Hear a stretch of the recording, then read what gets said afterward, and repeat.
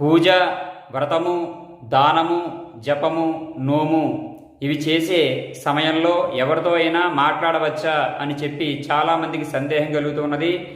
ఈ పూజ, వ్రతము, జపము, దానము, నోము ఇవి చేసే సందర్భాలలో ఎట్టి పరిస్థితుల్లో కూడా ఎవరితో కూడా మాట్లాడకూడదు. ఇలా మాట్లాడడం వల్ల మనం చేసినటువంటి ఫలితం పరిపూర్ణంగా మనకి లభించదు.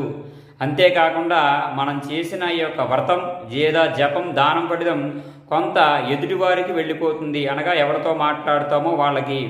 కాబట్టి సాధ్యమైనంత వరకు వ్యక్తిగత లౌకిక విషయాలు ఎట్టి పరిస్థితుల్లో కూడా ఈ సమయంలో మాట్లాడకూడదు.